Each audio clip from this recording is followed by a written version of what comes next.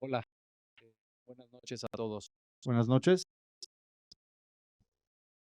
Estamos súper contentos y súper agradecidos de ver tantas caras conocidas. La verdad es que nos emociona muchísimo, como, como muchos sabrán, para nosotros en sí este proyecto y todo significa demasiado y, y es como un poco sentir este respaldo, ¿no? Entonces, bienvenidos, gracias por darse el tiempo de estar aquí con nosotros y les vamos a presentar un poco lo que es. Lo que es cívico. Bueno, antes que nada, pues le queremos agradecer a todos y a todas ustedes que pudieron estar aquí. Agradecerle también a los vecinos del edificio, pues que nos dieron esta posibilidad. De hecho, unos cuantos pues están acá. Por lo tanto, muchísimas gracias a todos los habitantes del 20 de noviembre para concedernos esta posibilidad de, pues, de hacer este evento y de inaugurar Cívico aquí. Entonces, Álvaro, ¿qué es Cívico? Cívico es el Centro de Investigación de la Vivienda Colectiva. El nombre lo dice todo. Eh, es una plataforma, es un lugar, es una escuela, de alguna manera, un taller, un espacio, un organismo, una comunidad. Nos interesa y nos preocupa lo que actualmente sucede con el desarrollo de la ciudad. Nos interesa lo colectivo y las dinámicas de barrio. Hace muchísimo tiempo con Álvaro estábamos pensando en Cívico, no sabíamos que se iba a llamar Cívico. Entonces al final decimos, bueno, hay que hacerlo, ¿dónde lo vamos a poner? Lo vamos a poner aquí, ¿no? Nos creemos tanto esto, pues que aquí lo quisimos poner. Digamos que el ponerlo en este lugar, en este edificio, es como completar, ¿no? Todo el trabajo que se ha hecho a lo largo de los últimos 4 años, donde, pues, como ya vieron, el edificio está habitado, ¿no? Estamos en una calle, en un proceso de transformación. A partir de que el edificio, pues, ha surgido, la calle ha cambiado y es lo que nos interesa, ¿no? También un poco entender que estos edificios tienen que relacionarse con la ciudad. No solo es el edificio en sí, sino lo importante es la relación que hace con el tejido, ¿no? Y para nosotros tenía todo el sentido decir, bueno, pues ya lo vamos a poner justo aquí, ¿no? O sea, ya empezamos, aquí nos quedamos. El objetivo principal, ¿no? De que Cívico esté aquí, de que Cívico surja, es buscar que de alguna manera este tipo de edificios de una escala barrial se repliquen por la ciudad, ¿no? Entonces creemos que a través de este centro podemos tener más alcance y podemos lograr de alguna manera pues empujar, ¿no? Aportar un poco de muchas maneras, ¿no? Nosotros creemos, nos encantaría pues que otros arquitectos empiecen a hacer algo por aquí, ¿no? O sea, el chiste es que la ciudad se transforme y que estos lugares que tienen una ubicación tan privilegiada, estamos a 8 cuadras de la catedral, a 4 cuadras de San Juan de Dios, pues tiene todo el potencial para que lo recuperemos, lo habitemos y lo habitemos de una manera además equilibrada, ¿no? Una manera que permita que haya pues dinámicas de barrio. Entonces, bueno, en Cívico, pues nos gustaría analizar el tema de la vivienda colectiva como ingrediente principal para la construcción de la ciudad. Y nos gustaría hacerlo a partir, pues, de un enfoque multidisciplinario, ¿no? Ah, un enfoque, pues, que, digamos, se basará y se analizará a través de cursos, a través de conferencias, como la de hoy, de talleres con invitados, digamos, importantes, mesas de diálogo, recorridos, viajes de estudio y a lo mejor también con unas consultorías a privados o a instituciones, ¿no? A partir de la teoría, creemos que, la teoría de la historia, creemos que si no entendemos lo que ha pasado en el pasado, no entendemos las raíces y por lo tanto no podemos saber hacia dónde vamos, ¿no? Talleres de diseño arquitectónico, fenomenología del habitar, vivienda de género, que es un tema muy importante, entender la vivienda a partir del interior, entender la vivienda como construye espacio público, entender la vivienda cómo se relaciona con el patrimonio construido, entender la ecología y el paisajismo, que son temas que parece que a veces están muy lejanos y a cambio están muy, muy presentes. Seguramente será muy importante hablar de políticas públicas y gestión y también de la parte económica y de los recursos, ¿no? Entonces, ver cómo todos los enfoques posibles que puede tener y a través de los cuales se debería desarrollar el tema de la vivienda colectiva. Estamos planeando, digo, esto es un proceso, ¿no? Que se va alimentando ahorita en esta etapa como de inicio. Y entre las conferencias y talleres que vienen próximamente, ¿no? En los próximos meses, También, pues, queremos viajar. Entonces, queremos proponer un viaje para analizar los proyectos de vivienda colectiva en Ciudad de México. Estamos trabajando sobre un viaje a Colombia para conocer pues la arquitectura de la vivienda colectiva colombiana, de particular forma la de Rogelio Salmona, y a lo mejor en diciembre cruzamos el océano y nos vamos a Europa, a poder ser Italia, España, pues para ver pues qué están haciendo por ahí, ¿no? Bienvenidos. Gracias.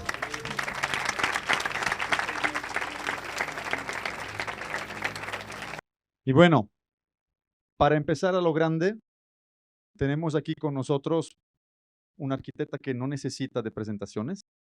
La verdad, pedimos a la arquitecta un currículum corto, el corto son 7 páginas. Lo hemos leído más de una vez para, digamos, poderlo entender, porque la verdad es un currículum muy complejo. Pero la verdad, saben que Tatiana Bilbao no necesita de presentaciones. Les pediría un grande aplauso. Gracias por estar aquí, Tatiana. Y le cedemos la palabra. Muchas gracias. Gracias, Muchas gracias. Gracias. Muchísimas gracias. Muchas gracias. Pues muchísimas gracias a todos. Me voy a sentar por aquí porque aquí está mi computadora. Espero que puedan ver. A ver. Y de veras es un honor para mí poder estar aquí esta noche. Gracias, Álvaro, y gracias, Graciano, por invitarme. Desde que me contaron el propósito y el objetivo de Cívico y me propusieron participar, casi no habían terminado de decir la palabra cívico y yo ya les había dicho dónde firmo. Me parece realmente una iniciativa fundamental que no solo hace muchísima falta aquí en esta ciudad, hace mucha falta en el país y hace mucha falta en el mundo, porque tenemos que integrar muchísimo más todos estos niveles de pensamiento, de investigación, de ideas al espacio construido. Y a mí me gustaría, así como tú ya me comprometiste, comprometerlos a ustedes a que no se quede solamente en la producción. El paso siguiente es en la injerencia en las políticas públicas, porque es ahí donde el cambio realmente se puede generar para hacer un impacto a largo plazo y a futuro. Y ese es algo de lo que quiero platicar, con lo que voy a arrancar.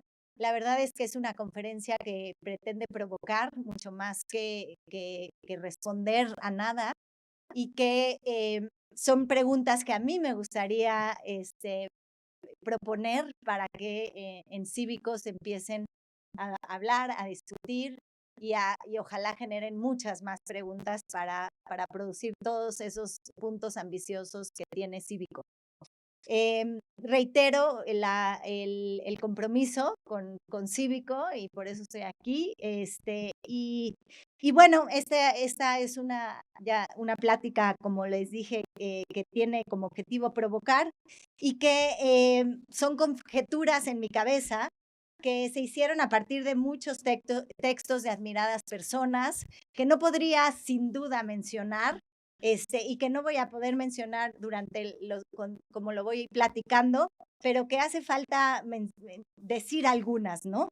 Es importante todo lo que he leído y aprendido de gente y amigos como Zaida, Isabel, Fernanda, Ana, Pier Vittorio, Hilary, Elisa, Frida, Gabriela, Lorena, Elise, Elke, Silvia, Oscar, Martino, Patrick, Kilian, José María, Santiago, Aldo, Alejandro, Derek, Sandro, y podría seguir con nombres innombrables, pero creo que hace falta decirlos, ¿no? Y hace falta aprender del otro, y algo de lo que he hecho toda la vida es justamente eso, ¿no? Y creo que eso es lo que hace falta en la ciudad, escuchar escuchar al otro muro, al otro edificio, a la otra calle, a la otra persona, al otro árbol y bueno, ojalá esas conjeturas que yo hago hoy se puedan hacer para construir espacio en la ciudad.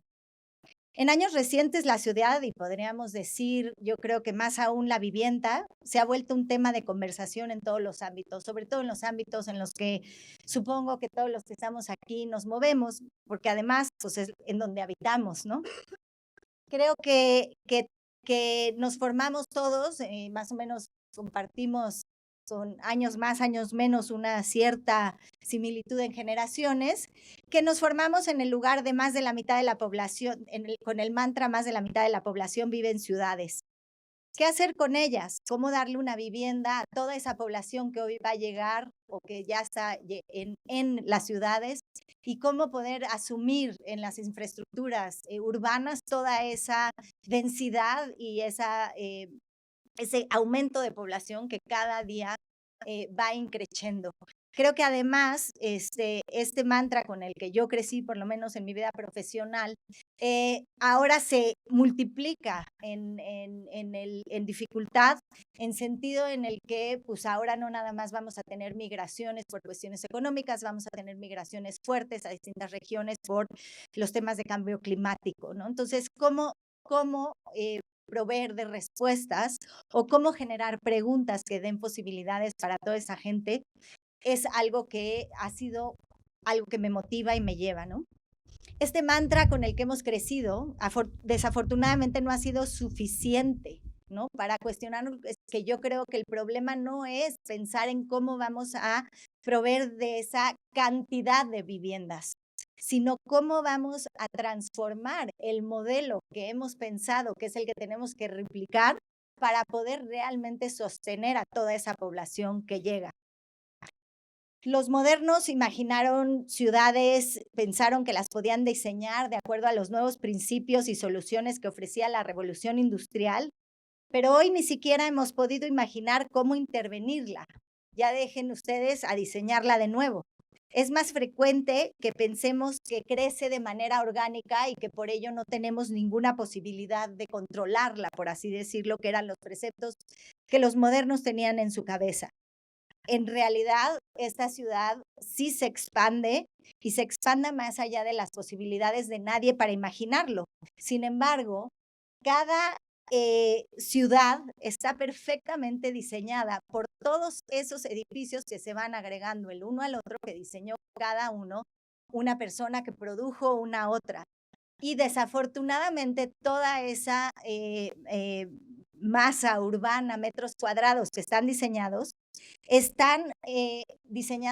de ninguna forma orgánica, de ninguna forma abstracta y mucho menos descontrolada. Esta forma de ciudad que habitamos hoy responde a un modelo de mercado que está determinado por el capital.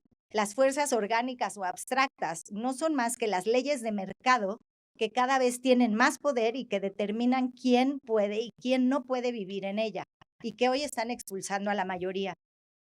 ¿Será que el título de esta ciudad de la producción en la que vivimos se puede también transformar en la ciudad de la discriminación? Las ciudades son tanto el resultado de la necesidad como el de los deseos. Las ciudades existen porque son el lugar de encuentro, de oportunidad, de expansión del conocimiento, de la productividad, del intercambio cultural.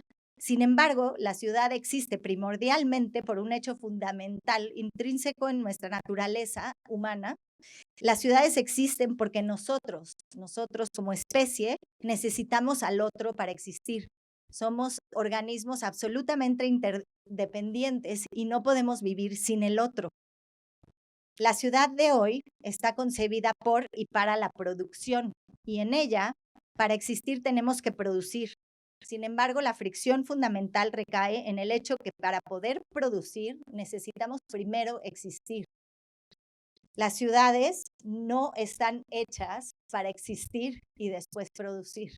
Si no tenemos dinero, no podemos comer, no podemos tener un techo arriba de nosotros, no podemos tener salud, no podemos tener educación, no podemos tener nada de las necesidades fundamentales que necesitamos para después ir a producir. He llamado este pequeño discurso la fantasía de la vivienda que habitamos, porque el 70% de la ciudad está construida por el espacio doméstico. Y este espacio está rendido y está diseñado para la ciudad de producción. La lógica con la que se están construidas las casas es la lógica para producir. De hecho, es la respuesta que da al espacio, a ese lugar industrial, cuando se hicieron la división, ¿no?, del trabajo con el habitar. Bien lo dice Fernanda Canales en el libro, en su introducción al libro Mi casa, tu ciudad. La casa como lugar de descanso, como si el trabajo pudiera separarse de la vida y las tareas domésticas desaparecieran. La casa como propiedad privada al alcance de todos, como si al considerarla una mercancía no estuviera determinada por las lógicas del mercado, haciendo inasequible para las mayorías. Y la casa como santuario para la familia nuclear, esposo, esposa e hijos, como si no existieran otros formatos de convivencia y lo privado y lo público fueran dos fracciones independientes. La casa como derecho humano es aquel lugar fundamental para la existencia del ser en el planeta. Nosotros, otra vez, no podemos existir sin esa protección a nuestro cuerpo, que yo me atrevo a llamarlo mediación, pero es tema de otra conversación muy larga, con el entorno que nos rodea. Sin embargo, la casa que se ha entendido como la que garantiza el derecho que al menos nosotros los mexicanos tenemos por un derecho constitucional, tiene problemas fundacionales profundos. El más, yo diría, es que responde a la lógica de producción, consumo, explotación, discriminación. Esa es la lógica de la producción. Y no a una de reproducción. Esta lógica a la que responde la casa de homogenización y de adversidad a la posibilidad, que eso en realidad es la vida. La vida no está compartimentada en funciones como queremos pensar en la ciudad, ¿no? En un lugar trabajamos, en otro compramos, en otro dormimos, en otro comemos, en otro descansamos, incluso la casa, sino que la vida existe en continuo, ¿no? La vida no es homogénea de ninguna forma. De entrada, nuestra propia existencia nunca es homogénea. Todos los días cambia, todos los segundos cambias. No hay un día igual al otro, aunque llevemos una rutina muy estricta monástica, no existe tal, ¿no? Y una adversidad a la posibilidad, porque está determinada para un momento específico de una situación específica con una condición muy determinada, ¿no? En esa casa viven dos personas de cierta edad que tienen dos hijitos de cierta edad.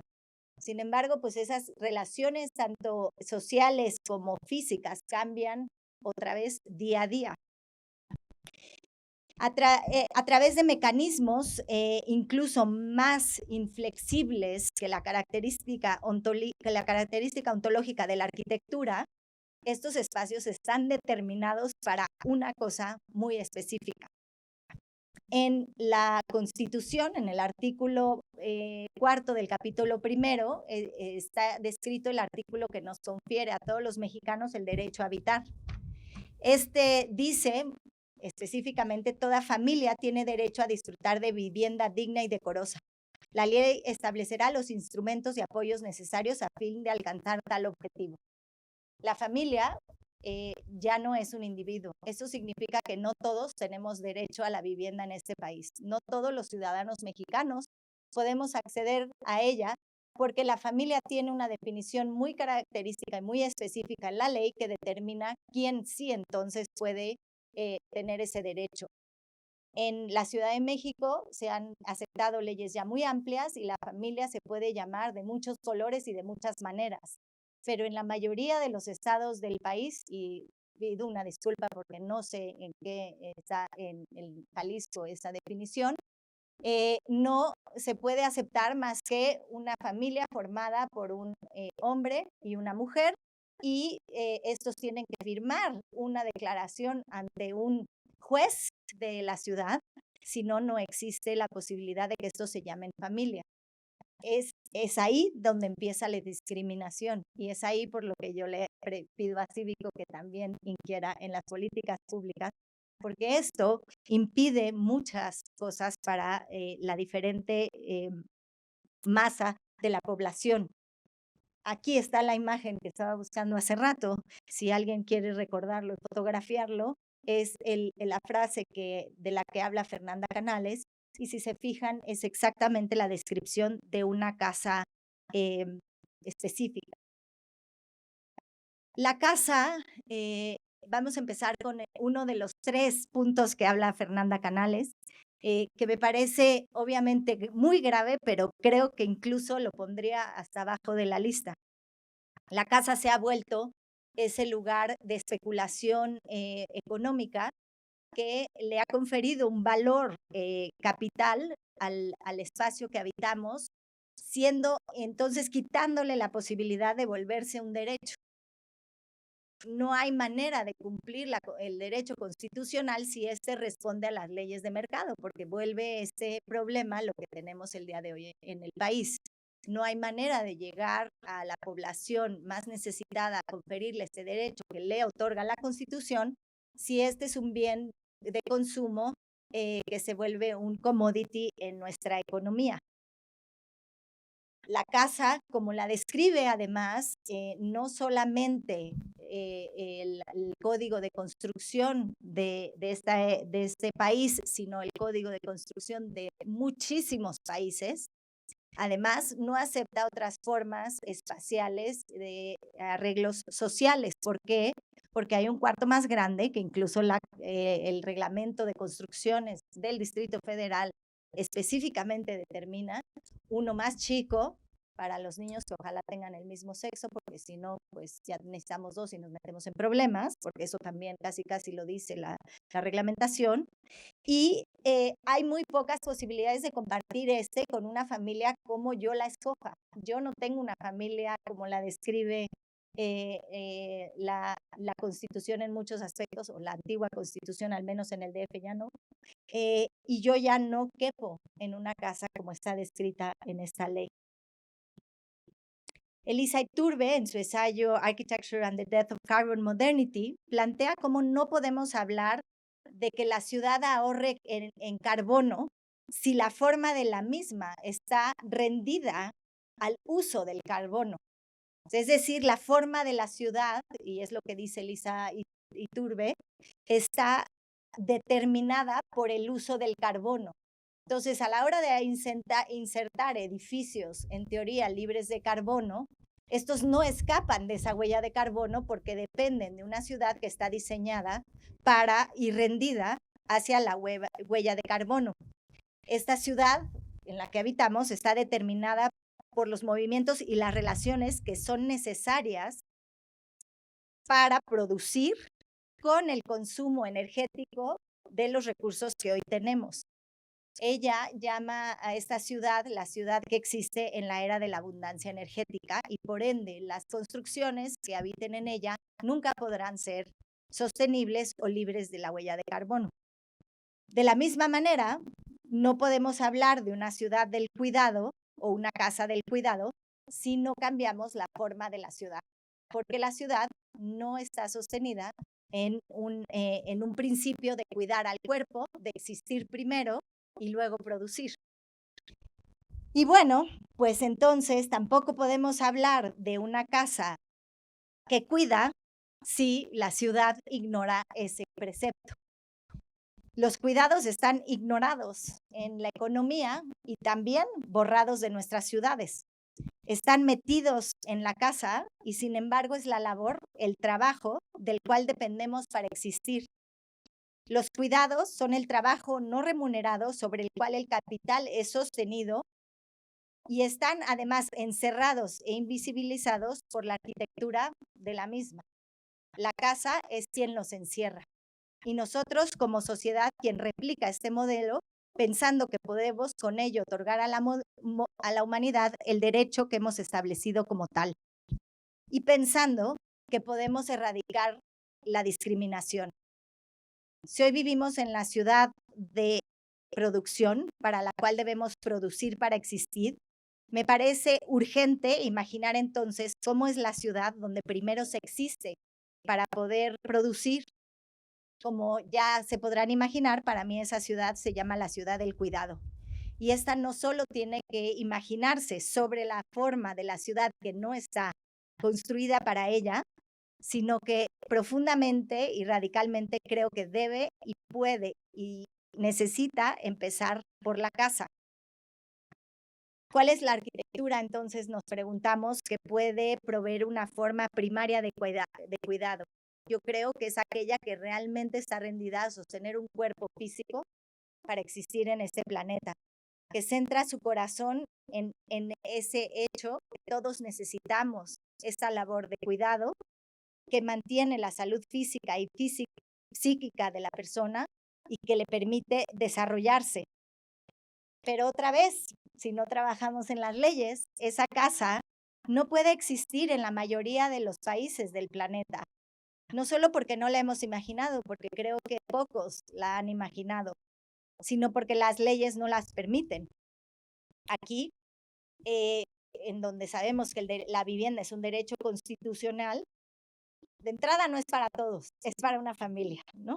Y después, pues no solo nada más está descrito en una palabra, si cambiamos la palabra de familia a persona en el artículo constitucional, tampoco vamos a poder construir una casa para las personas, para los cuerpos, porque el reglamento de construcción, bueno, o la ley de vivienda que se deriva de la Constitución y que es sobre la cual se está sostenido el derecho constitucional, tampoco lo permite. De entrada, la descripción de esa casa habla de espacios habitables, aquellos que están desarrollados, donde se desarrollan las actividades de reunión o descanso. Esa es la primera línea de la descripción de la casa.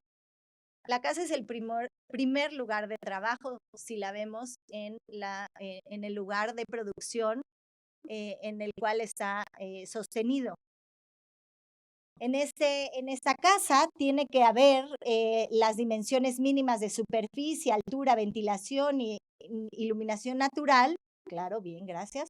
Además de contar como mínimo con un baño, una cocina, una estancia comedor y 2 recámaras, de conformidad con las características, condiciones mínimas necesarias que establezcan las leyes y normas oficiales mexicanas, etcétera. Y contar con espacios auxiliares al descanso y la reunión, donde se desarrollan las actividades de trabajo, higiene y circulación. Es igual de importante cuidar a un niño que circular por un pasillo en esta definición, ¿no?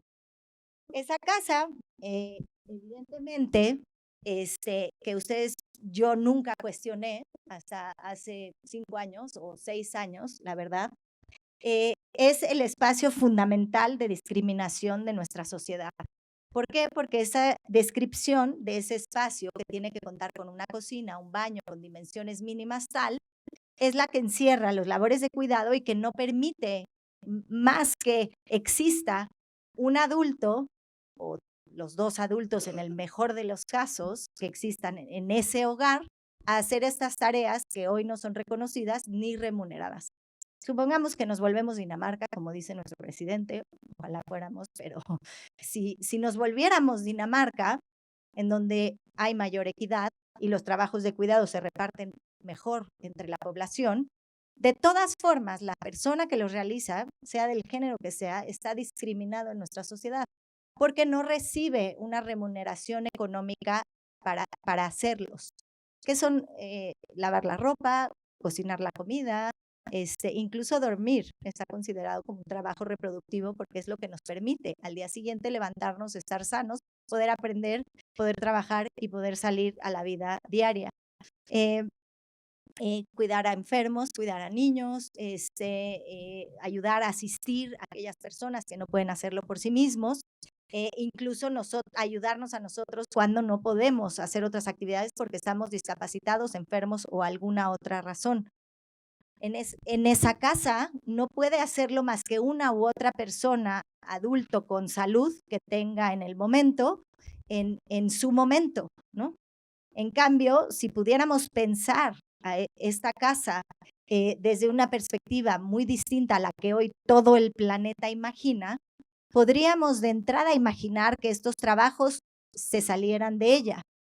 La cocina, ¿por qué tendría que estar individualizada dentro del hogar? ¿Por qué necesitamos todos una cocina? ¿Por qué necesitamos todos una casa en donde esté descrita exactamente las funciones que necesitamos hacer? ¿Cómo podríamos transformar nuestras ciudades a partir de transformar las políticas?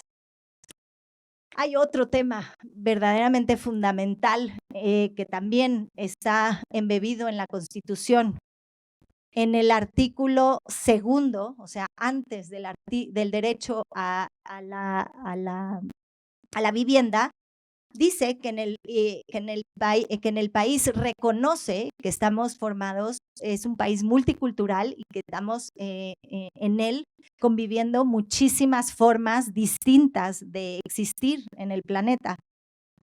En el párrafo A, en el inciso primero, dice que todo mundo tiene derecho a decidir sus formas de convivencia y organización social, económica, política y cultural.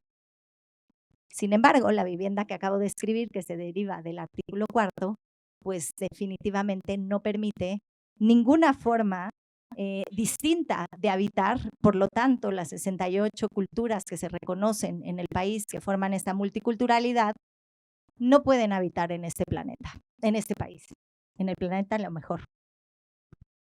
Las casas que describe la Constitución y que el gobierno se ha dedicado durante muchos años a proveer para que la gente pueda, para que de alguna forma el gobierno pueda cubrir ese derecho que le confiere a la ciudadanía, han históricamente respondido por ser un bien común y ser una commodity a mínimos, ¿no? Esos mínimos que responde y que describe el reglamento se vuelven los máximos en los cuales la gente puede habitar.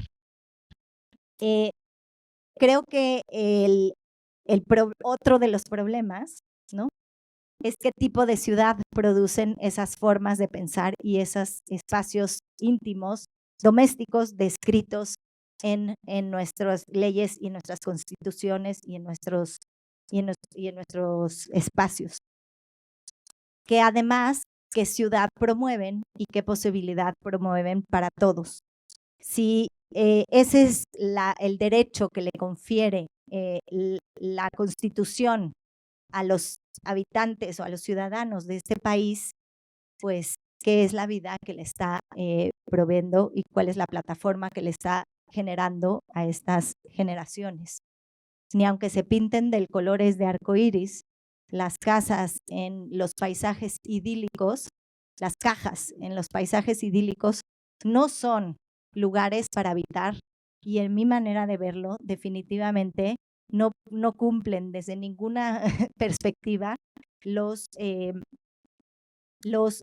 capacidades que confiere un derecho de habitar en este planeta. Me parece que además de todos esos fallos que yo he dicho, estas cajas de habitar, que son las que están producidas gracias a la legislación que existe hoy en día, se vuelven espacios tan alienantes que podrían igual ser una pila de ladrillos o una pila de basura.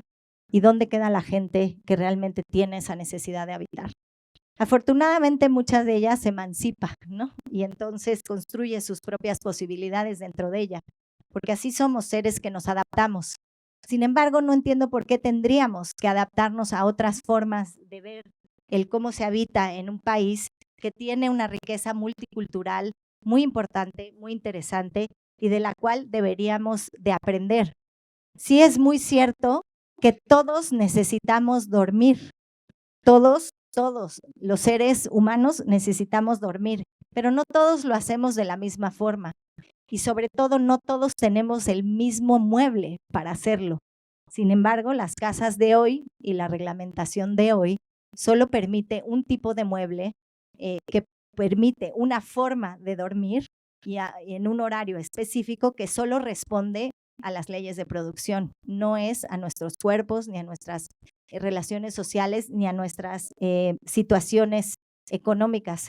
Además, no todos tenemos la posibilidad y el privilegio de tener un cuarto específico para dormir. Ojalá no fuera además un requisito. Cada quien debería de decidir cómo utilizar ese espacio, grande o pequeño, como mejor necesite. Pero vuelvo aquí al tema, reiterar, al tema cultural, ¿no? Hoy en día, la casa que está subsidiada, que otorga, que está registrada y que el banco es capaz de otorgar un crédito para cualquier persona en este país es una casa en donde no cabe una hamaca. Sin embargo, pues hay una historia no milenaria, pero sí de muchos siglos, de un tipo de población que no duerme en camas, que duerme en hamacas. Las hamacas no caben en estas casas que hoy el gobierno subsidia, provee, otorga, da crédito para o puede incluso registrar como propiedad para calificar como una casa. Otra vez, todos necesitamos dormir, pero todos necesitamos el mismo mueble. Esa es la pregunta que yo me haré aquí. Todos queremos, podemos, debemos y necesitamos hacerlo de la misma forma. Y llevaría esto a cada espacio de la casa. Y es así como yo empezaría a cuestionar esta forma en la que habitamos. El baño. Claro que estamos de acuerdo que todos somos muy agradecidos, los privilegiados en el planeta, que tenemos agua corriente y que podemos abrir una llave y sale este líquido fundamental para vivir. Pero ¿por qué y en qué momento decidimos que estos espacios de cuidado del cuerpo primordial eran estos espacios que incluso por reglamento pueden ni siquiera tener iluminación y ventilación natural? ¿Cuándo nos olvidamos que estos espacios eran espacios de construcción de íntimos, de espacios de exploración de nuestro propio cuerpo, de nuestro propio cuidado y del cuidado del otro? ¿Cuándo conferimos eso a unos ciertos muebles que en teoría son los que funcionan para todos? Y otra vez, pues no todos tenemos el privilegio de tener un espacio específico que cumpla esas condiciones.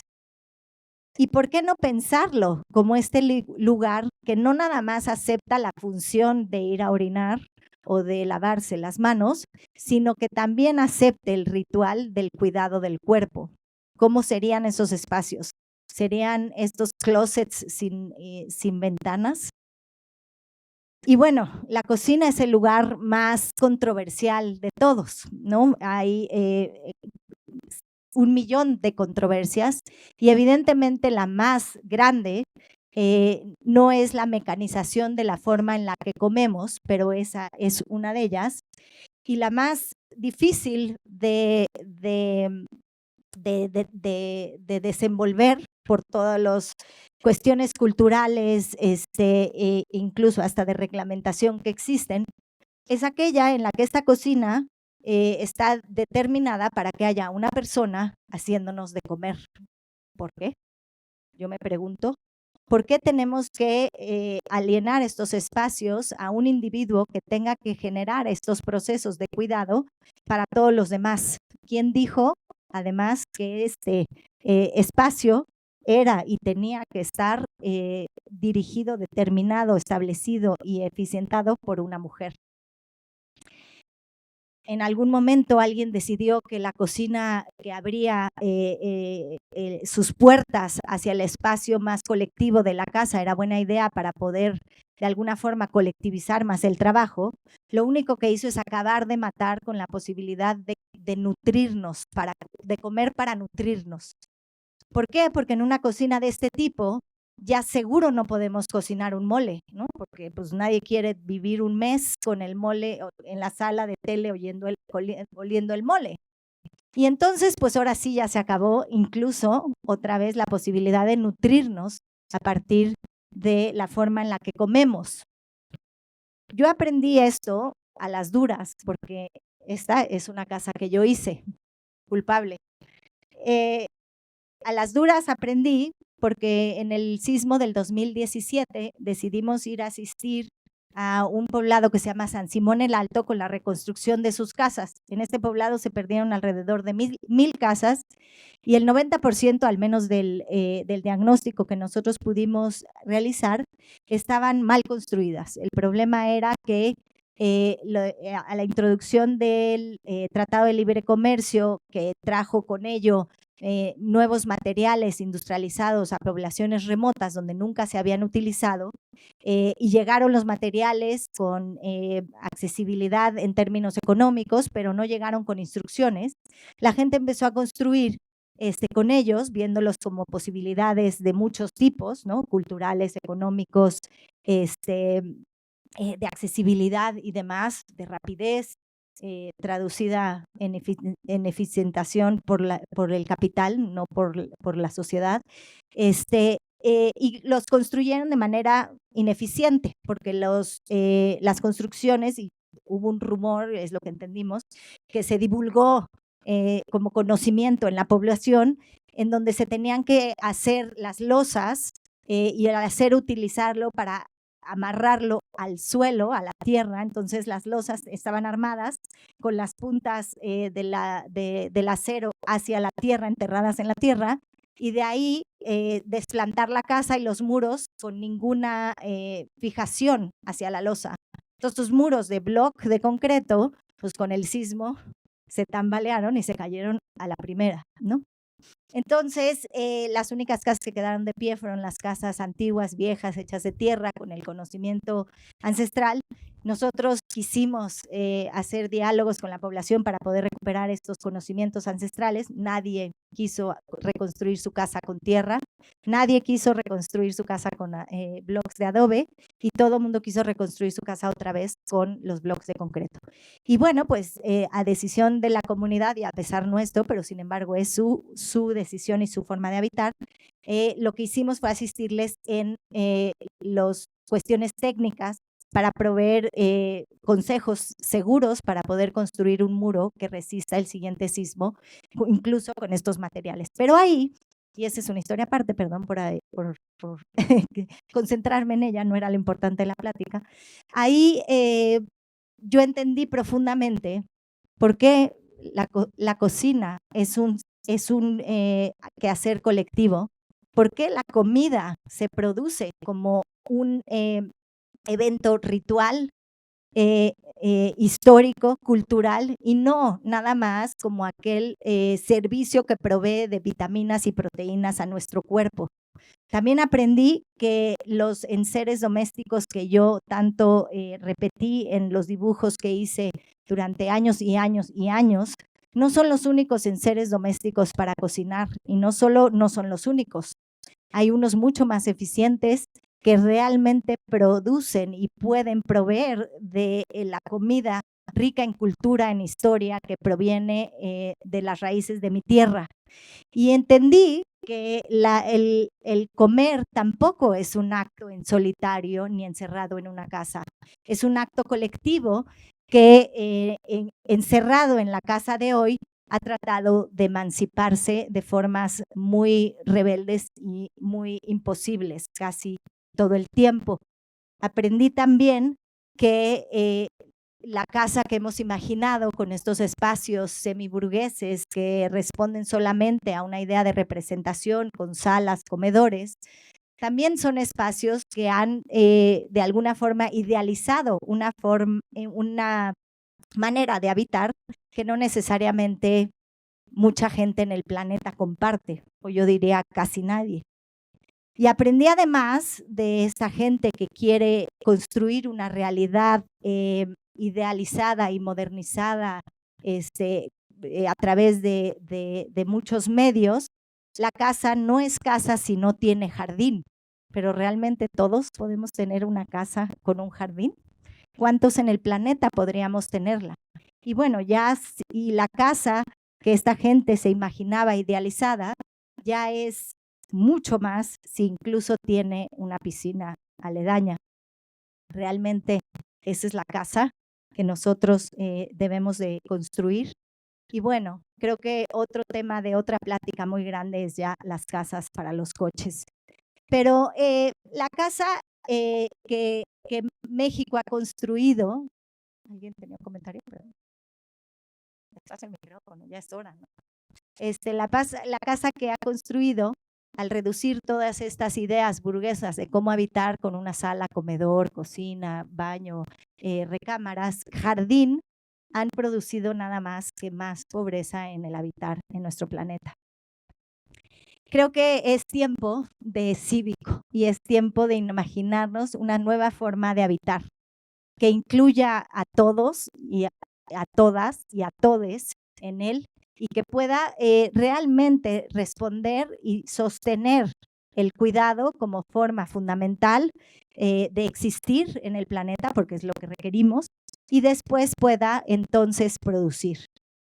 Me voy a saltar porque me faltan 216 diapositivas, que no hacen falta, a lo mejor nada más les resumo cómo nosotros hemos imaginado esas casas o esas formas en distintos procesos y proyectos, no que hemos llegado a una respuesta, pero que hemos empezado a imaginar, ¿no?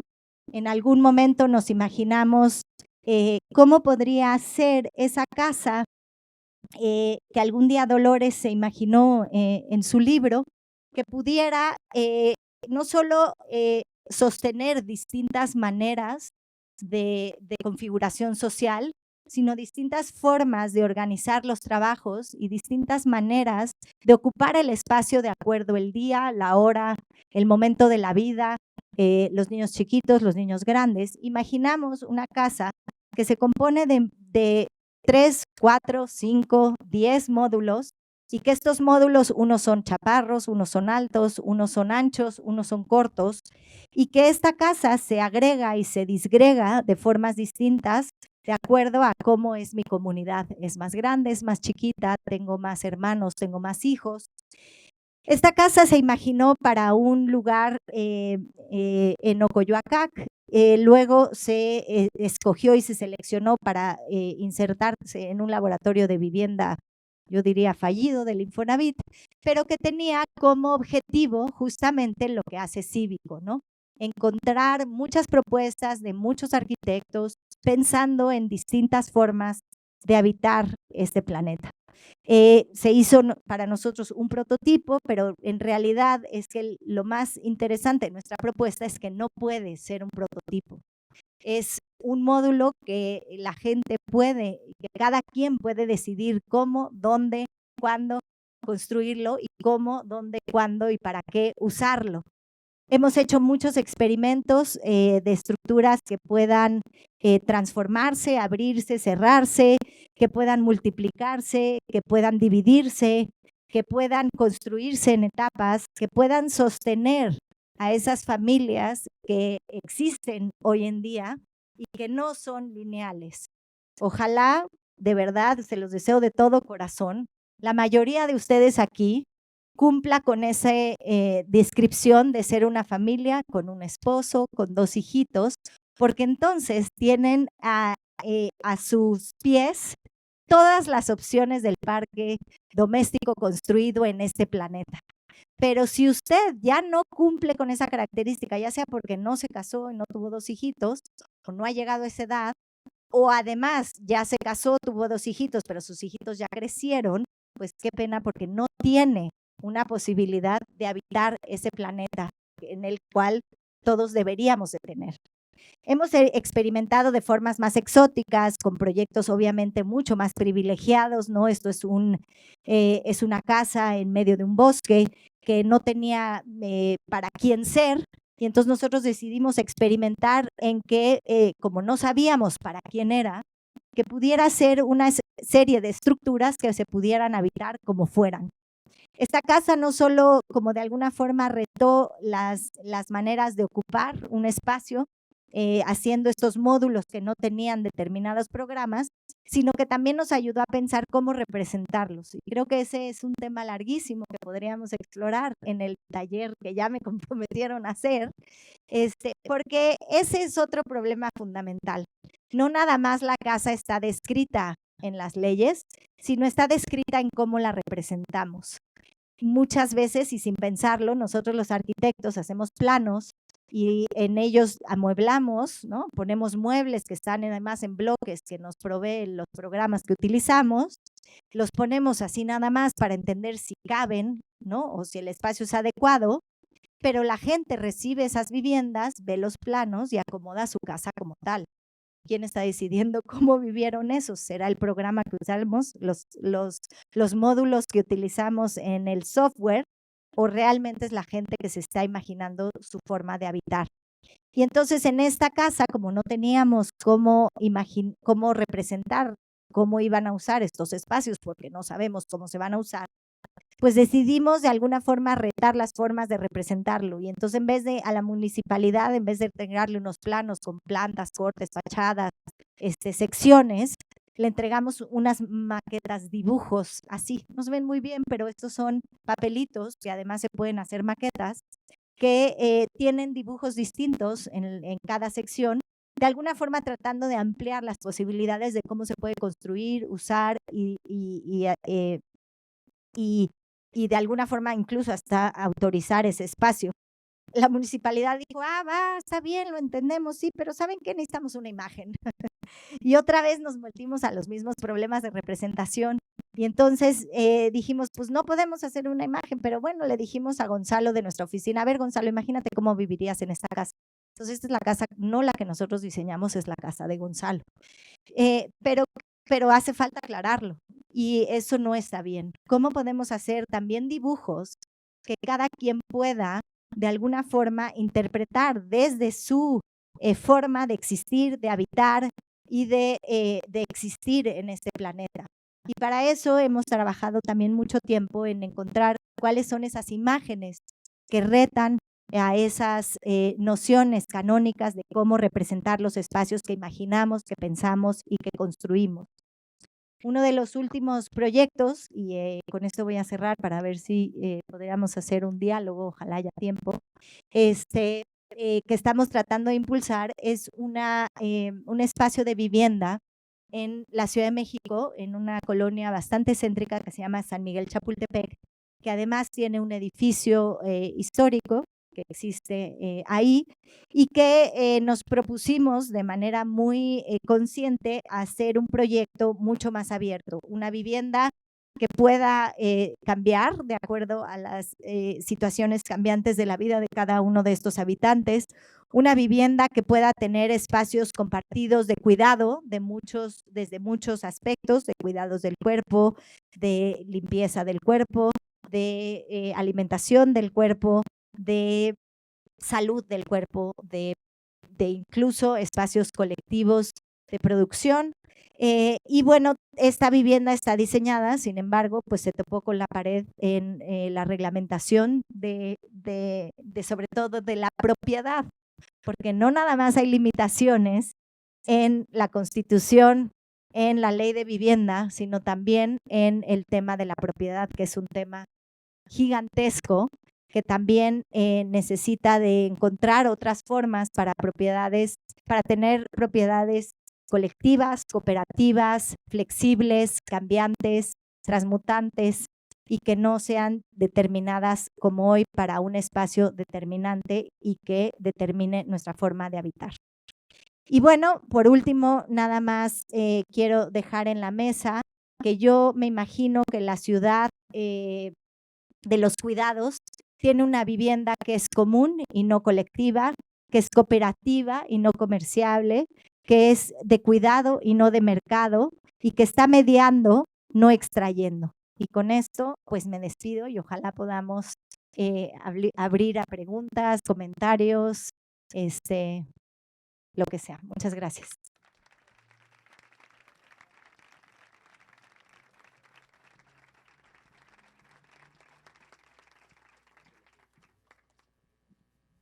Hola. Muchísimas gracias, Tatiana. Realmente creo que todos nos quedamos pensando, ¿no? Y si pudiera de alguna manera resumir en una palabra, creo que lo que tendríamos que hacer es cuestionar, ¿no? Cuestionar cómo se han hecho las cosas, cómo pensamos, cómo es una vivienda, cuestionar la normativa, cuestionar lo que el mercado valida de alguna manera, ¿no? Todo lo que se vende y cómo se vende se da por bueno, ¿no? Quisiéramos abrir el espacio para si alguien tiene alguna pregunta, comentario, siéntanse en libertad, les pasamos el micrófono, parte de la dinámica. Tomatazos. Hola Tatiana, soy Hola. Fátima. Hola, Fátima.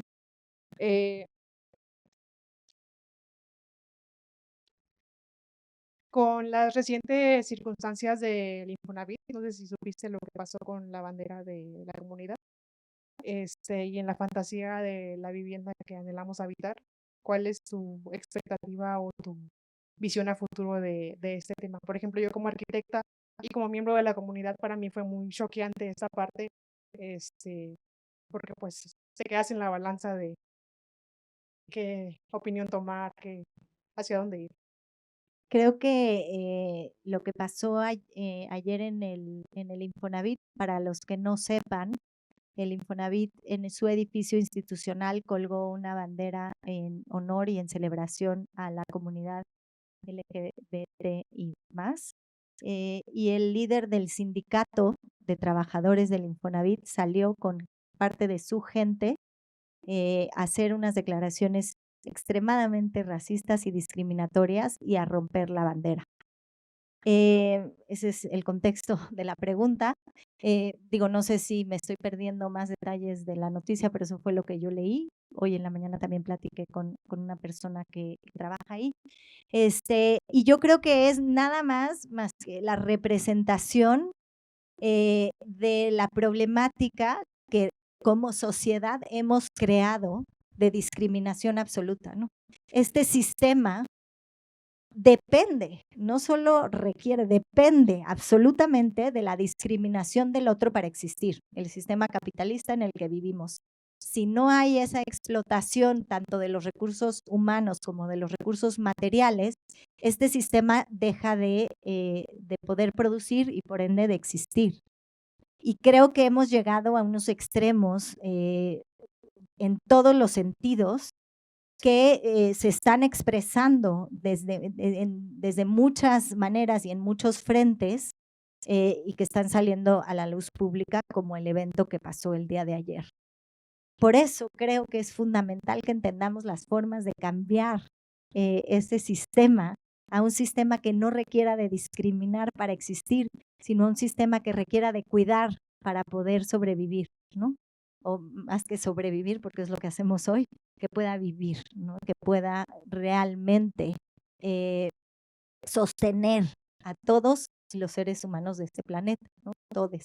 Disculpen que mi lenguaje no es a veces el más adecuado porque yo misma me tropiezo con mis propios, con mi forma de la que aprendí en este planeta a existir, ¿no? Pero creo que por eso, justo por eso es fundamental, ¿no? Desmembrar todos estos elementos que siguen reforzando este sistema. Y la casa es uno de ellos, ¿no? Por todo lo que dije. Entonces, pues yo creo que lo que podemos hacer es cada quien desde su trinchera, y eso es lo que al menos yo estoy haciendo, empezar a generar opciones a esos preceptos que nos han perseguido desde hace muchísimos años y que están hoy fundamentados y son fundamentales para esta sociedad que hoy discrimina por necesidad y sistemáticamente, ¿no? Por sistema.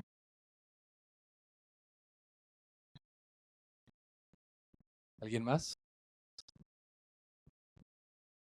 Bueno, perdón. Pues gracias también a Álvaro y a Graciano y a todo el equipo de Cívico por hacer esta conversación y qué gusto tenerte a ti, Tatiana, abriéndola.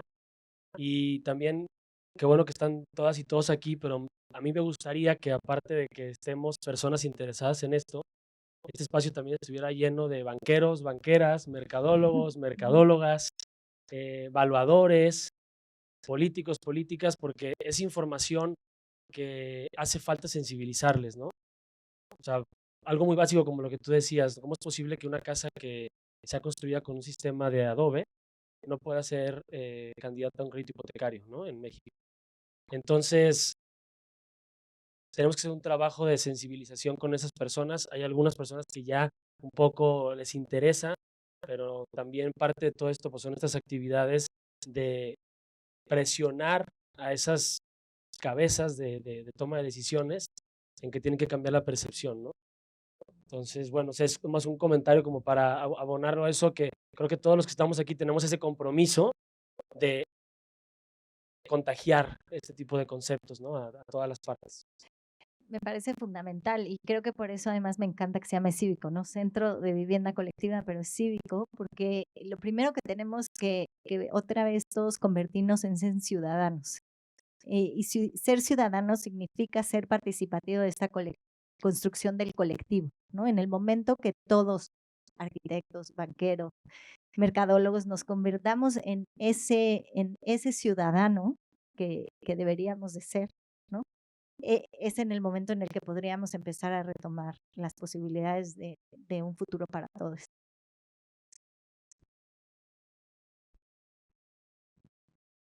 ¿Alguien más?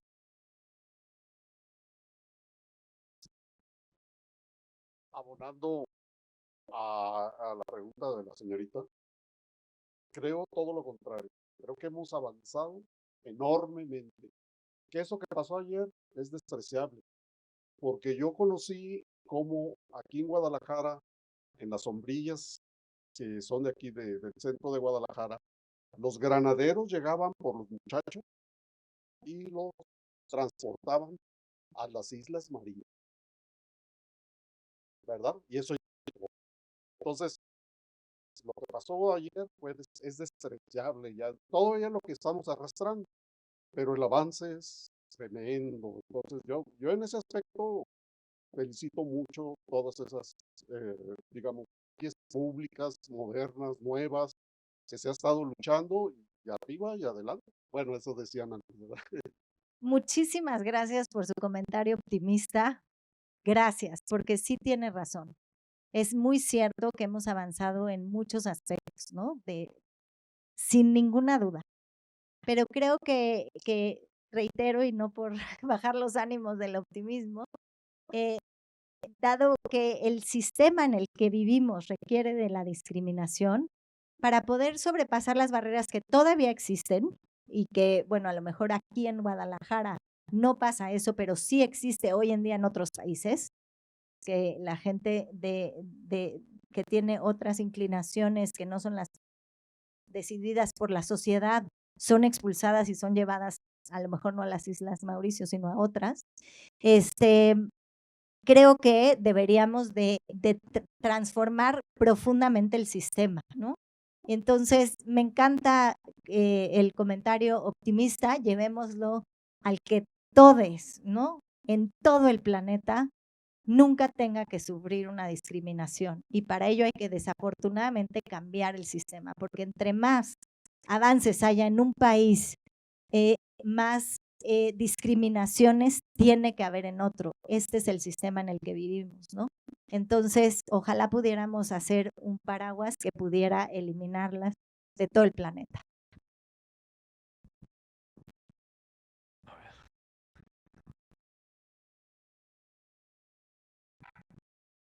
Buenas noches a todos, mi nombre es Constancio y bueno, primero que nada, felicitar a todo el equipo de Cívico, Álvaro, Graciano, Tatiana y a todos los que traen su playera de staff. La verdad, qué padre que hayamos tantos en una azotea aquí en el centro. Vean nada más, ¿no? Ah, caray, eso no lo había visto. Entonces, yo creo que estamos rebotando muchos temas que son muy interesantes. Como bien lo comentaba el colega, pues la gran mayoría de los que estamos aquí somos arquitectos, ¿no? Y yo quisiera hacer una pregunta de que ¿consideras que los arquitectos deberíamos ser más valientes y aventurarnos en el desarrollo inmobiliario? Porque básicamente estamos dejando el campo libre para que otros hagan de la ciudad lo que quieran y los arquitectos estamos en una posición muy limitada, muy que nos ven como que romantizamos un poco esto, pero no le vemos ya hasta que se construye vemos el gran costo de no incluir la arquitectura y todas las demás profesiones. Entonces, siendo concreto, ¿consideras que los arquitectos tenemos que ser más valientes y aventurarnos? Creo que todos tenemos que ser más valientes y generar el cambio desde nuestro lugar, ¿no? Sin duda, no hay cambio que venga de fuera, ¿no? Estamos de alguna forma, o yo estuve, no lo generalizo, pero a mí me costó muchísimo tiempo llegar a hacer estas reflexiones y muchísimas gentes con las que me topé después, ¿no? Y, y ojalá todos tuviéramos embebido en nuestro chip esa capacidad de cuestionar, ¿no? Que es lo que decía hace rato Álvaro, que me encanta, para entonces podernos reforzar y empoderar a producir cosas que realmente promuevan nuestros propios formas, valores y posibilidades para los demás, ¿no? Gracias. Hola, está fuerte. Me pareció muy interesante toda tu ponencia. Yo la leo en clave anticapitalista y lo cual me sorprendió, ¿no? Para lo que tenía yo de idea del evento. También veo cómo tienes una crítica muy particular a cómo se construyó, o sea, se ha seguido construyendo espacios habitacionales desde el gobierno, ¿no? Muchas de las casas que ponías fotos están abandonadas, esas viviendas, ¿no? Son más de 500,000 de casas abandonadas, Te ¿no? doy una noticia, son 4 millones de casas abandonadas. Bien. Y creo que muchas de ellas se construyeron en el gobierno de Fox, ¿no? Entonces, creo Y de que, Calderón, que, que y hay, de que hay Peña Nieto, y posibilidades. de López Obrador. Sí, Perdón, pero no se han dejado de sí, construir. no se han dejado de construir ese modelo de vivienda y creo que es momento de intentar que se haga otro tipo de vivienda. Yo sí creo que hay nuevas posibilidades con lo que se viene. Y pues nada, me pareció muy interesante que incluso cierras como con una propuesta un poco que yo leía con los socialistas utópicos, ¿no? Con propuestas como las de Owen, como las de Fourier, en las que se habitan no solo de manera colectiva, sino comunal, ¿no? Entonces eso, pues nada, lo aplaudo y me parece muy interesante. Muchas gracias. Y sin duda creo que hay un momento coyuntural que para ir al optimismo eh, que se podría aprovechar de forma interesante, ¿no? Porque hay sin duda, ¿no? Otras formas de acercarse a la política. Hay sin duda otras formas de acercarse a la producción del espacio y sin duda hay una sociedad muchísimo más interesada porque está afectada, ¿no? Por todas las cosas que están sucediendo, ¿no? Por el capitalismo exacerbado, por el cambio climático y porque realmente está tocando a nuestras puertas todas estas condiciones, ¿no? Entonces, ojalá y además hay una divulgación masiva de información que hoy nos permite tener herramientas que, por ejemplo, yo no tuve a mi alrededor en mi carrera de arquitectura, ¿no? O sea, yo no tenía a las Zaidas, a las Fernandas, a las Dolores en los libros en mi mesa cuando yo estaba estudiando y hoy en muchas más escuelas las hay, ¿no? Entonces, hoy la gente tenemos mucho más acceso a esas informaciones que nos llenan, que nos emocionan, que nos producen. Y creo que al juntarnos en este momento, que creo que sí es coyuntural, podemos transformarlo para un futuro distinto y ojalá eso sea lo que venga, ¿no? De esto.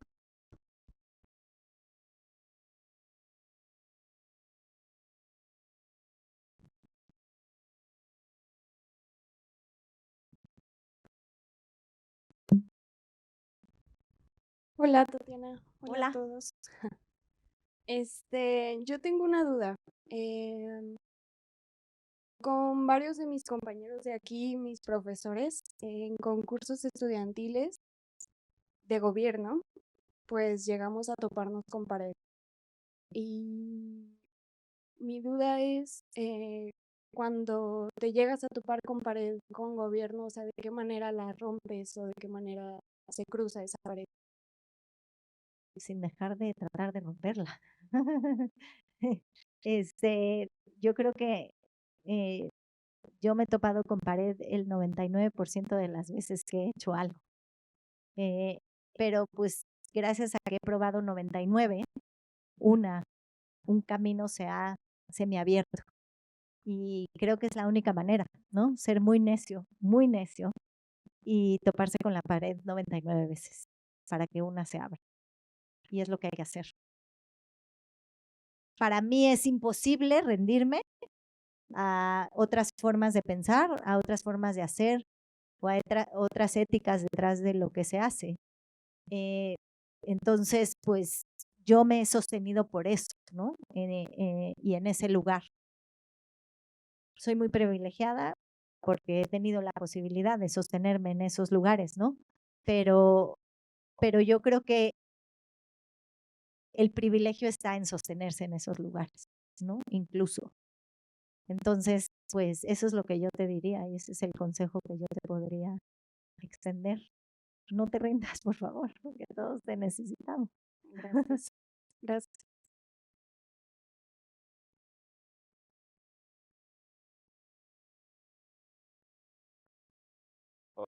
Hola, Tatiana. Hola.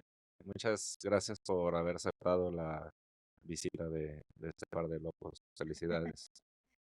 Hacen mucho por la ciudad con esto y será un gran proyecto. Yo tengo como dos preguntas. Eh, Nosotros cuando estuvimos estudiando arquitectura, por ejemplo, pues conocimos a la Tatiana de esta casa de autor, ¿no? Ahora, obviamente, pues me gusta mucho esta Tatiana, ¿no? Más rebelde, más pues, con una propuesta mucho más, pues a lo que estamos aquí, ¿no? Cómo construir una ciudad, ¿no? Entonces, un poco qué fue, o sea, qué viaje espiritual, ancestral en Asia, o sea, qué, que realmente, o tal vez siempre fue esa Tatiana y pues nosotros en la escuela conocíamos a la Tatiana de la casa de autor, ¿no? O sea, un poco qué fue esto, creo que sería padre para todos, ¿no? Esa anécdota. Y, y dos, ¿cómo te ha ido, por ejemplo, con estos procesos? Pues te veo con una reflexión muy profunda, radical, pues difícil, pues de que tal vez un desarrollador, tal vez un gobierno o algo, pues busque o sea, al despacho de Tatiana por todo el renombre, la calidad, pero, o sea, que llegues y, ok, vamos a hacer un rompecabezas, o sea, ¿cómo ha sido esta respuesta? Sé que seguro te han dicho que no en muchas cosas, o realmente ya hay una postura que logras convencerlos, ¿no? O sea, sería también padre cómo estás compartiendo, vendiendo estas nuevas ideas con una postura mucho más, pues interesante, ¿no? Bueno, yo creo que las dos Tatianas han coexistido toda la vida y siguen existiendo, pero sin duda me he encontrado mucho más en la Tatiana que escribes después, ¿no? Pero la otra sigue existiendo y sigue pasando. No te creas todo lo que ves. Yo creo que es un proceso muy largo de, de, que viene con volverte mucho más consciente, ¿no? Y maduro, ¿no? Los años no pasan en vano, de lo que haces y de lo que quieres hacer. Yo estudié arquitectura en un momento muy complejo, en donde la arquitectura realmente estaba sufriendo mucho, los 90s. Fue un momento muy grave para la arquitectura en muchos aspectos. Y el 99.9% de mis maestros me enseñaron a hacer arquitectura desde ese lugar, ¿no? Era un objeto que tenía que estar diseñado para existir en un paisaje y embellecer el planeta al paso de proveer de poder y capital a otros, ¿no? Y así aprendí arquitectura y así salí al mundo profesional. La verdad es que estaba como muy apantallada por este mundo y quería pertenecer a él, ¿no? Me costó mucho trabajo llegar a entender que mis mejores maestros era ese 0.01% que además fueron los que más impacto tuvieron en mi quehacer y en mi persona, que eran Oscar Hagerman y Giriola Carozzi. Y ellos realmente, cuando me di cuenta, ¿no? Que más bien me tenía que agarrar a ellos porque era para mí lo que más me acercaba a lo que yo quería hacer, fue cuando empecé a generar procesos más críticos dentro de mi arquitectura, ¿no?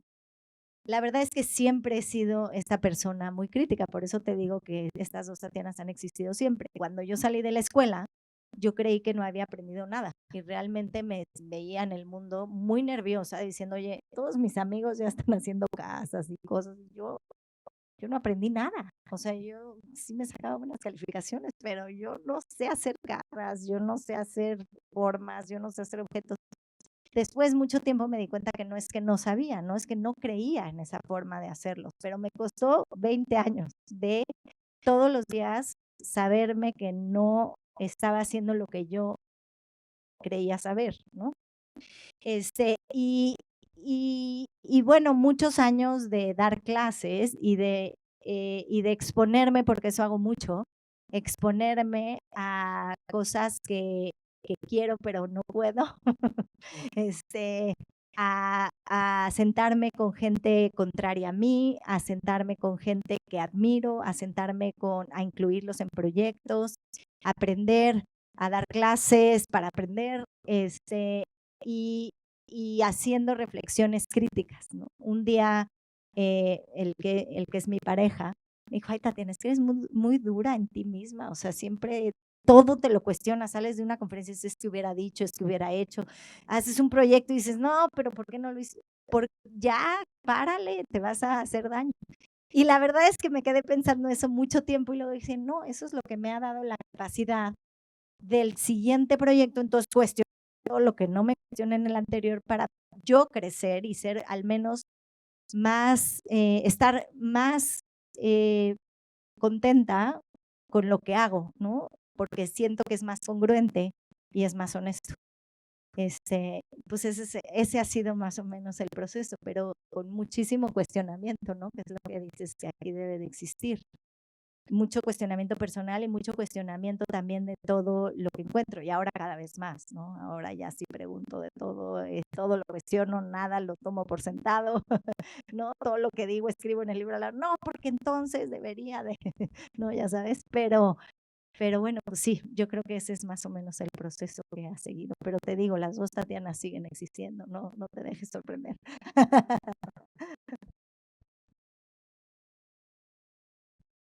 Hola, pues un poco como creo que se relaciona con la pregunta que ya te hicieron, pero como pues al toparse como con esta dinámica de arquitecto o arquitecta con clientes, cómo contagiar ese cuestionamiento y pues esa visión, ¿no? Distinta, que creo que al final muchas veces lo que buscan los clientes de una casa, pues es ese reflejo, ¿no? De estas estructuras, de estas formas de concebir la ciudad, la vida, ¿no? Entonces, ¿cómo así que moverles, ¿no? Hacerles como realmente llegar a entenderlo, así o sea, como ponerles esa presentación, ¿no?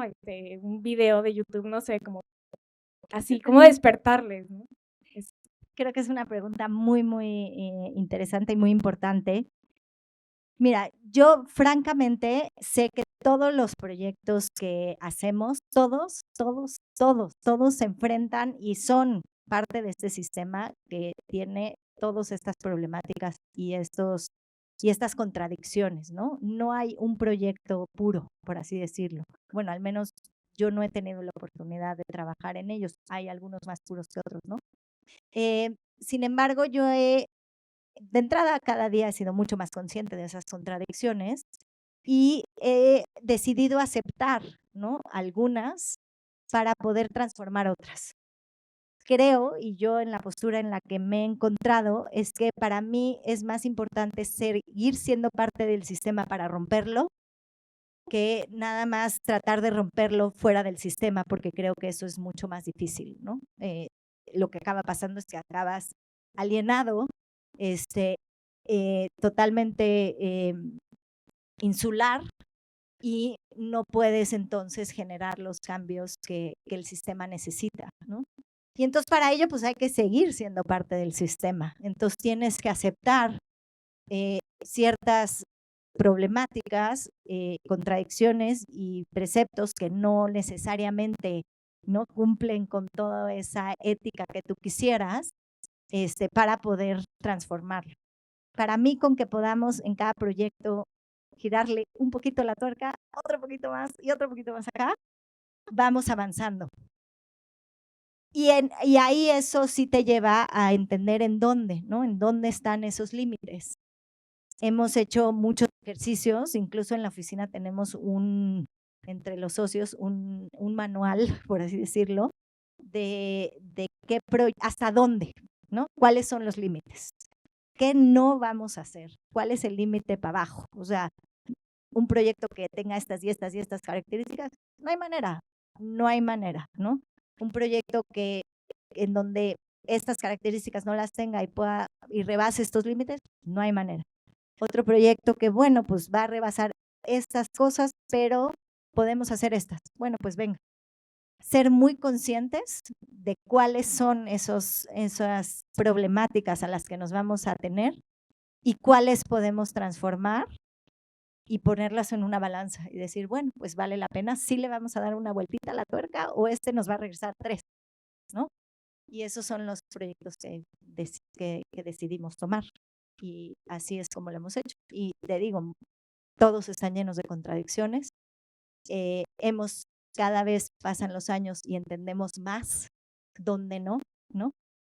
Y eso es así como lo decimos. Gracias. Bueno, pues para ya no extendernos tanto, o que quieren, no están ahí apretados. Una más, la última, breves. 2, 2. 3, Ah, 3. pues. Yo no tengo prisa.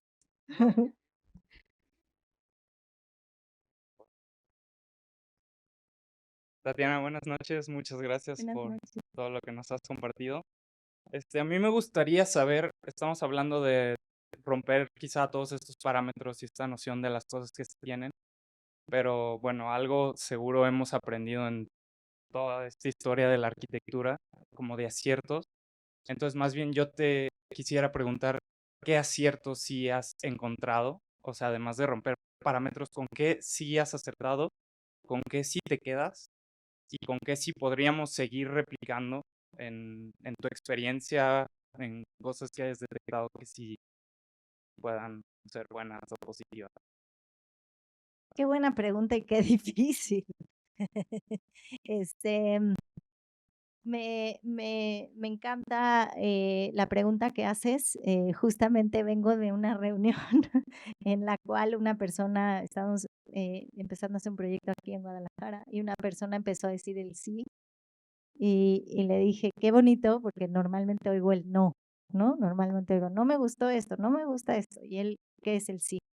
Que sí, la verdad es que las herramientas que aprendí en la universidad, todas, esas del 99.9% de los maestros y del 0.01, todas me han servido para hacer lo que hago hoy. Entonces lo reconozco, ¿no? El haber aprendido a hacer planos perfectos, con la representación totalmente idealizada de la vida idealizada, me ayudó a hacer lo que hago hoy. Gracias a ello, hoy he podido entonces encontrar esa plataforma para hacer otra forma de representar, para cuestionar, ¿no? Entonces creo que sí fue necesaria toda esa educación para poder llegar al punto donde estoy hoy, ¿no? Es una plataforma. Que sí también estudié en una escuela jesuita, pero que los jesuitas finalmente tienen un sentido de la colectividad y de la comunidad muy especial que yo no aprecié hasta mucho tiempo después y que sí me veo en esas líneas éticas que en la escuela me metieron por todos lados, ¿no? Del sentido de lo colectivo, del escuchar al otro, del sentarse con el contrario para integrarlo, de hacer la arquitectura en común, y viene de ahí, ¿no? También viene de esos preceptos y esos principios que aprendí en la escuela de arquitectura jesuita, en la que fui, en la Ibero. ¿Y qué más? Sí, supongo que hay muchos sís. el poder tener las oportunidades que la vida me ha dado por ser mujer, también es un sí, ¿no? Y eso es muy curioso que cada conferencia que voy o cada entrevista que me dan es, sí, Tatiana, ¿y qué bueno, aquí no, gracias. ¿Qué significa ser mujer en este mundo de hombres? La verdad es que yo tengo una posición absolutamente privilegiada, que el ser mujer solo me ha dado oportunidades.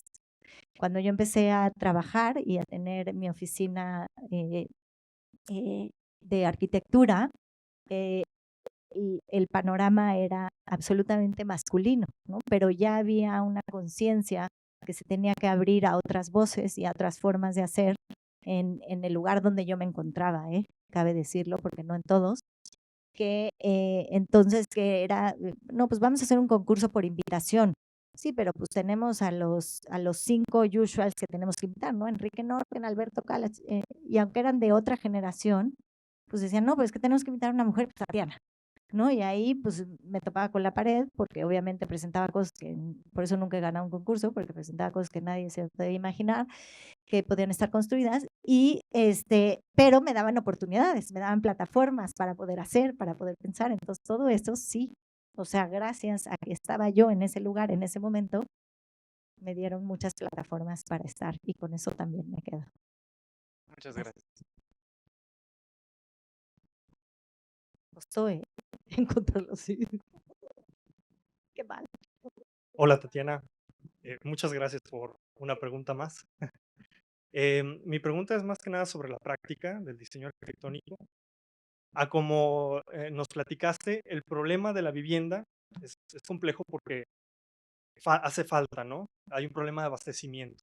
Pero encima, o sea, estás comentando que es inadecuada la forma en la que se ha tratado de abastecer esta vivienda, porque es como un traje que se supone que es a la medida de todos, pero no le queda a todos. ¿Cómo No le abordar? queda a nadie. Exacto. ¿Cómo abordar esta falta de abastecimiento y a la vez solucionar el problema de la complejidad que no está siendo como abordada? Sin caer como en el problema de tipificar para poder abastecer más fácil o hacer como trajes tan a la medida. O sea, ¿cómo mediar entre esas dos? Es que yo creo que se tiene que descentralizar el pensamiento de que tienes que hacer para abastecer. Al revés, se tienen que generar plataformas para que cada quien pueda posibilitarse su forma de habitar, ¿no? O sea, no es un pensamiento desde cómo vamos a producir la próxima 3 millones de viviendas para los mexicanos como Fox, sino es cómo vamos a dejar que 3 millones de mexicanos produzcan su vivienda, su espacio de habitar.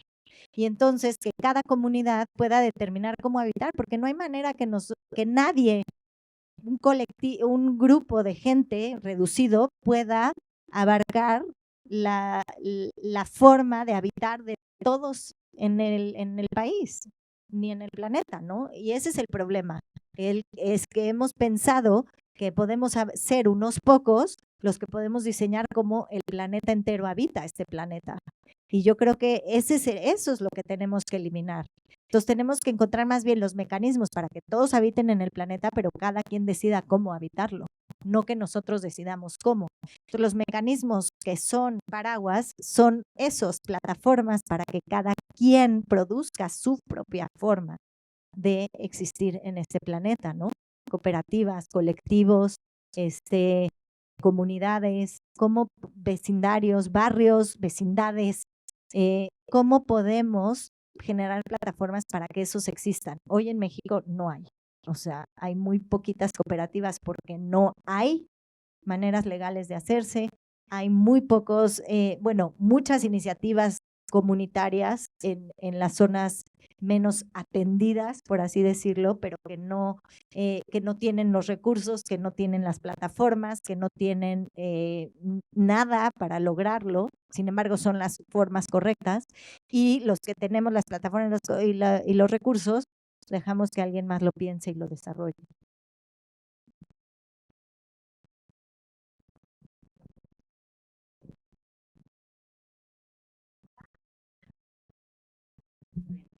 Hola.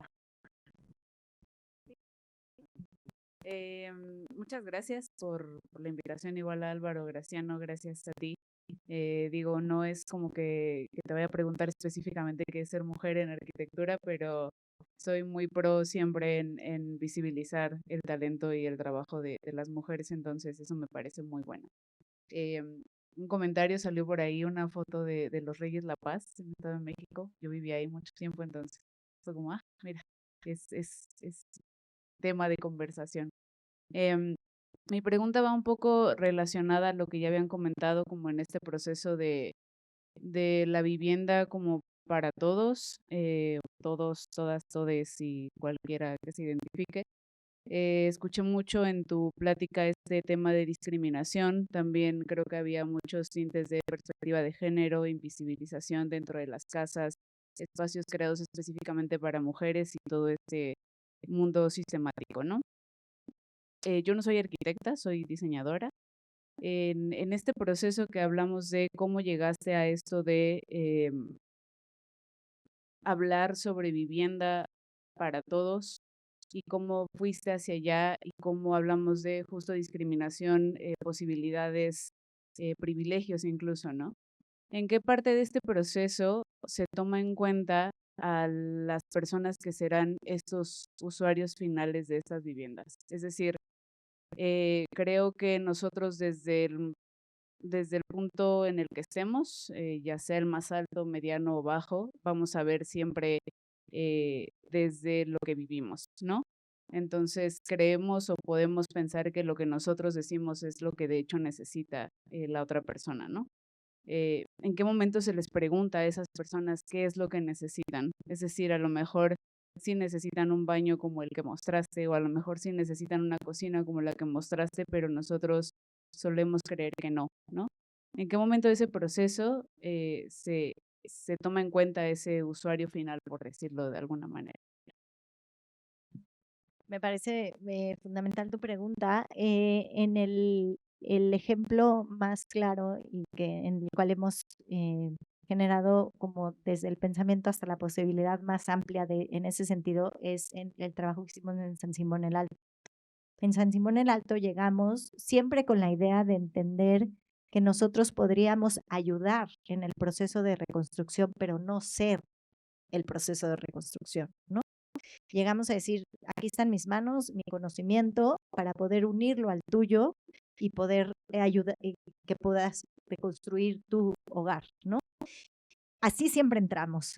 Claro que nosotros dijimos, bueno, ¿cuál es, como dices, nuestro conocimiento? Automáticamente dijimos, no, pues recuperar las formas tradicionales de habitar, eso es lo que se debe de hacer aquí. Hicimos talleres y todo, y nos topamos con la pared y dijimos, claro, pero esto no es lo que quiere la gente. O sea, nosotros pensamos que es lo mejor, pero pues para ellos no es lo mejor por muchas razones. Pues no. Y en ese momento dijimos, no, a ver, o sea, vinimos a poder aportar lo que nosotros podamos aportar, que nos dejen aportar, no a imponer, ni a decidir, ni a decir nada, ¿no? Y justo hubo un caso súper radical. No, bueno, ahí entonces entramos, traíamos esa filosofía, pero no la estábamos teniendo tan limpia, ¿no? Porque eso nos pasa, esas son las tipos de contradicciones con las que uno tiene que vivir toda la vida porque traes en automático otras formas, ¿no? Y entonces hubo una familia que tenía una casa en una esquina que para ellos era la esquina más problemática del pueblo porque era la más transitada. Es un pueblito muy chiquito de 3.500 habitantes, en donde pues esta esquina prácticamente no pasaban coches, ¿no? Yo vivo en la Ciudad de México, en el centro de la Ciudad de México, yo decía, bueno, ok, es conflictiva esta calle. Mi experiencia no era la misma, ¿no? Y esta gente estaba absolutamente determinada a no poner ventanas hacia la calle. Sin embargo, había unos cuartos que ellos habían diseñado hacia la calle que no tenían ventana. De veras discutimos mucho tiempo en el cual nosotros le decimos que tiene que tener ventana, de veras, la ventilación, no, es que no le vamos a poner ventanas. Y un día nos fuimos para atrás y dijimos, oye, a ver, momento, esta es su casa, ellos llevan habitando aquí no sé cuántos años y esta es la forma en la que quieren habitar. ¿Por qué nosotros, porque pensamos que las ventanas son necesarias en el mundo, le tenemos que forzar a hacer una ventana que él, si la hubiera hecho alguien más, él la hubiera tapiado con ladrillo, ¿no? Entonces, todavía más nos llevó al extremo el proceso y el proyecto, ¿no? No solo en el que nos topamos con la de, no, pues hay que recuperar las formas ancestrales de construcción de este pueblo. Todo el mundo dijo, por, aquí no estábamos planeando esto. Y después ahí nos dimos cuenta que dijimos, órale, o sea, no, aquí no somos nadie para decir nada. Y cuando llegamos a la ventana dijimos, no, órale, en serio, o sea, esto va en serio, no es nuestra casa, no es nuestro derecho decir cómo esta gente debe de habitar. ¿Por qué? Porque nosotros pensamos que está bien, pues para nosotros, nada más, ¿no? Y obviamente ese, te digo, es el caso como en el que hemos podido establecer estos vínculos mucho más honestos y reales, ¿no? Con el proceso de producción del hábitat, porque nosotros estamos más removidos y es más difícil. Y entonces la pregunta que siempre nos hacemos es cómo podemos hacer la arquitectura que se convierta en una plataforma para que cada quien decida cómo habitarlo, ¿no? Y eso se ha expresado de muchas formas en la oficina, cuando no tenemos esa posibilidad de decir, yo no quiero una ventana, ¿no? Entonces, ¿cómo poder? La pregunta es esa, ¿cómo hacer una arquitectura que se vuelva una plataforma para que cada quien decida cómo habitar este planeta? No tiene respuesta, es la que buscamos en todos los proyectos. En algunos llega a unos casos más extremos que otros, pero pues en esas estamos.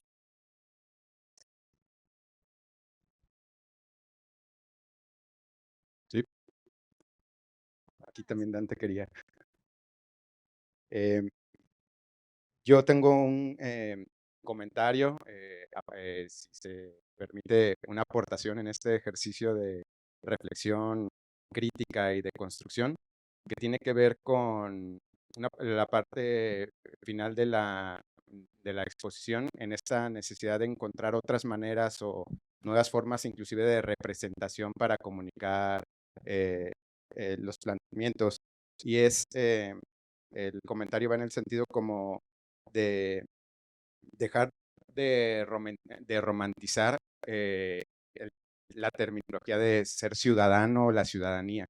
Me parece que de origen tiene también esta intención como de encontrar también nuevos términos, un nuevo lenguaje, nuevas palabras, porque pues de origen el ciudadano, digamos, para los griegos, aquellos que tenían que participar en las decisiones del Estado, no eran las mujeres, no eran los campesinos, no eran los esclavos, no eran los extranjeros.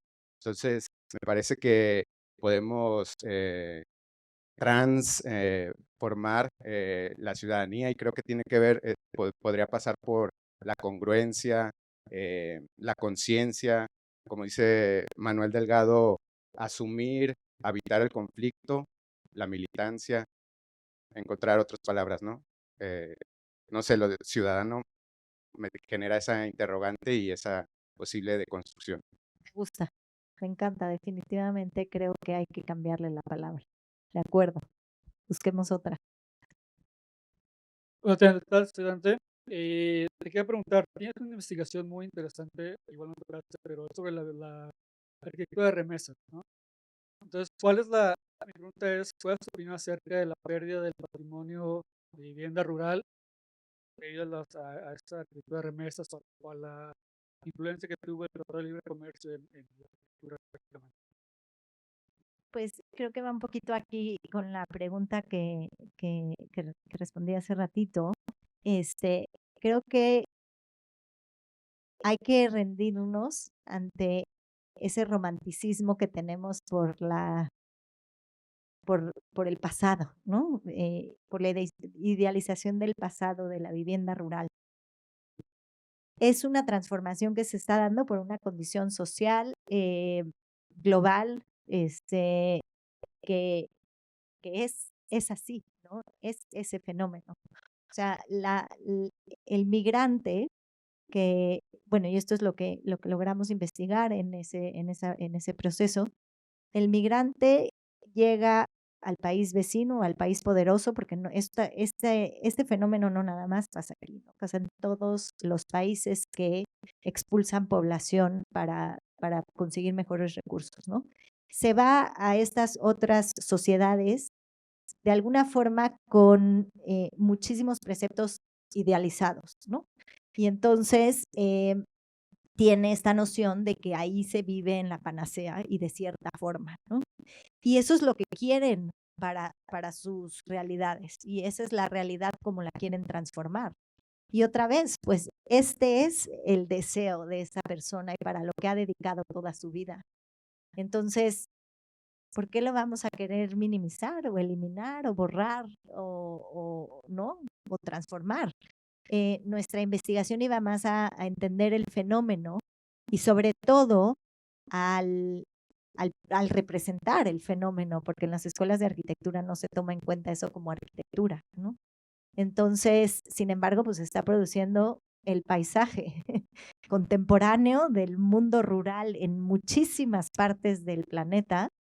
Se ve así por esta construcción de idealizaciones en espacios rurales, en espacios de menores recursos, que está determinando la actualidad y la contemporaneidad, ¿no? Esa era la investigación, no con la idea ni de borrar, ni de discriminar, ni una forma ni la otra, ¿no? Son formas que están sucediendo. Y creo que eso es lo que tenemos que rendirnos ante esa romantización que también es muy peligrosa, ¿no? Bueno, creo que ya sería hora de cerrar, porque aquí los vecinos viven. Entonces, muchísimas gracias, Tania. Ha sido de verdad un placer. Hablo a nombre, pues, de todo Cívico, que pudiste y quisiste estar aquí. Gracias. Gracias a todos los vecinos que nos dieron esta posibilidad. Gracias a todos ustedes que participaron. Les invitamos a bajar de forma ordenada. Las estructuras están calculadas, pero pues, vamos a hacerlo de forma tranquila. A la planta baja, donde hay un detalle, pues un agua de Lima. No, perdón, el agua de Lima no es aquí. ¿Verdad, Maruca? Un agua de Jamaica. Que estén bien. ¡Qué Buenas rico! noches. Gracias. Muchas gracias, Graciano. Gracias, Álvaro. Gracias, Cívico. Gracias.